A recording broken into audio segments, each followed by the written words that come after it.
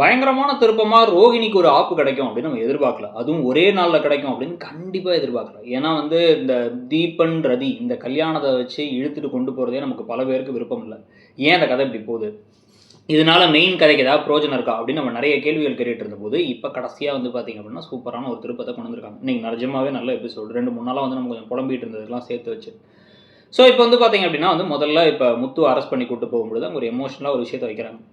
என்ன அப்படின்னு வந்து பார்த்தா, திருப்பி திருப்பி விஜயா இவன் பண்ணியிருப்பான். ஏன் இப்படி பண்ணானோ? இப்படி போய் பேசிட்டு வரேன் நான். போய் வார்ன் பண்ணிட்டு வரேன் நான். இப்படி பண்ணியிருக்கான். அப்படி இப்படின்னு பேச, அந்த போலீஸ்காரர் என்ன சொல்றாருன்னா, பையன் தப்பே பண்ணியிருந்தா கூட, அம்மா அத காப்பாத்த தான் நெனைப்பாங்க. ஆனா இந்த அம்மா அந்த மாரி நெனைக்காம, இந்த பையன் பண்ணியிருப்பான்னு சொல்றாங்கன்னா, அப்ப இந்த பையன் எவ்வளோ மோசமானவனா இருக்கணும்? அப்படின்னு போலீஸ்காரர் கேட்கிறாரு. ஒரு மாரி பதறி போயிடுறாங்க முத்துவுமே. இன்னொரு பக்கம் வந்து பார்த்தீங்க அப்படின்னா வந்து, அப்படியே இந்த விஷயம்லாம் ஒரு வருத்தமா இருக்கு அண்ணாமலைக்கு. அண்ணாமலையும் கோவமா பேசுறாரு. ஆனா வந்து அண்ணாமலையோட கோபம்லாம் வந்து 10 பைசா பிரயோஜனம் இல்லாத கோவமாவே முடிஞ்சிருது. கிட்டத்தட்ட அந்த கதையோட வில்லனே அவர்தாங்கிற மாரி இன்னமும் ஒரு ஸ்ட்ராங்கா பல விஷயங்கள பேசலாம், செய்யலாம். செய்யாம இருக்காருன்னு வச்சுக்கோங்க. ஸோ இப்போ உடனே விஜயா தலை குனிஞ்சு நிற்கிறாங்க. இப்போ இவரை வந்து நீங்கள் ஒழுங்கா விடலைன்னா எல்லாத்தையும் சேர்த்து அரெஸ்ட் பண்ணிட்டு முத்துவை தரதரன்னு இழுத்துட்டு போகிறாங்க. இப்போ மீனா இதுக்கு ஏதாச்சும் ஒரு வழி பண்ணணும் அப்படின்னு முடிவு பண்ணி உடனே அவங்க பைக் எடுத்துகிட்டு நேராக கிளம்பி இந்த போலீஸ்காரர் தெரிஞ்சவங்க ஒருத்தவங்க இருக்காங்களா அவங்க வீட்டுக்கு போகலான்னு போகிறாங்க. அங்கே பார்த்தா அவங்க ஊருக்கு போயிட்டாங்களா 2 நாள் கழிச்சு தான் வருவாங்களாம். என்ன பண்ணுறதுனே புரியல. அங்கேயுமே ஒரு சிக்கல். ஸோ இப்போ இதுக்கு நடுவில் நேராக ஸ்டேஷனுக்கு கூட்டு போனதுக்கப்புறமா அங்கே முத்துவை யார் பார்க்குறாருன்னா அருண் பார்க்குறாரு. சாதாரண டிரைவர் சார், அவன் சாதாரண டிரைவர், எங்கள் சொந்தக்காரர் தான், விட்டுருங்க சார் அப்படின்னு வந்து சும்மா பேசுகிற மாதிரி பேச, சாதாரண டிரைவர்னு சொல்ல வேணாம்னு சொல்லுங்கள் சார் அப்படின்னு இவர் கோவப்பட்டு இருக்காரு. கோவப்பட்டு இருக்கும் போதே கடைசியில் என்ன ஆகிடுது அப்படின்னு வந்து பார்த்தீங்க அப்படின்னா, இந்த இடத்துல ஒரு மாதிரி கடுப்போட அருண் வெளில வந்துட்டு, அவன்லாம் பண்ணியிருப்பான் சார், பண்ணக்கூடிய ஆள் தான், கொஞ்ச நாள் உள்ளே இருந்தால் தான் திருந்துவான், சொந்தக்காரங்க நான் அப்படி சொன்னேன் அப்படின்னு அந்த எஸ்ஐ கிட்ட சொல்லிட்டு வந்துடுறாரு.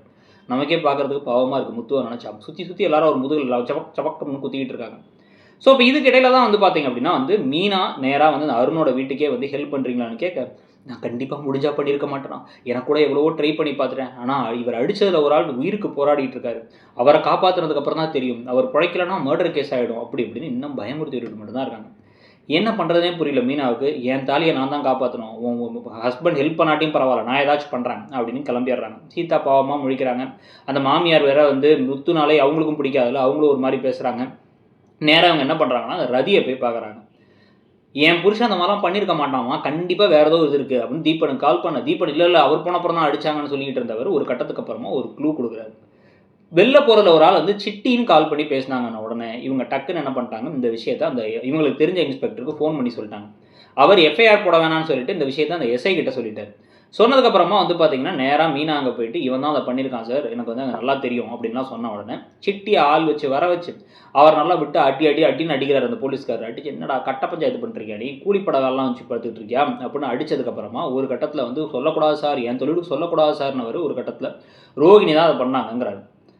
ரோகிணி அந்த மாதிரிலாம் எங்கள் குடும்பத்து பொண்ணு மேலே தப்பாக பேசுறியா அப்படின்னு மீனா பேச, இல்லை அவங்க தான் நிஜமாக கால் பண்ணி அடிக்க சொன்னாங்க, எனக்கும் அவங்களுக்கும் வந்து முன்னாடி இருந்து ஒரு பிஸ்னஸ் டீலிங்லாம் இருக்குது அப்படின்னு. இப்போ தான் முத்துவுக்கு பல விஷயங்கள் யோசிக்கணும். அவர் இவருடைய இந்த கார் பிரேக் வயர் விவகாரத்தையும் ரோகிணியை சந்தேகப்படுறதை பற்றி யோசிக்கணும்.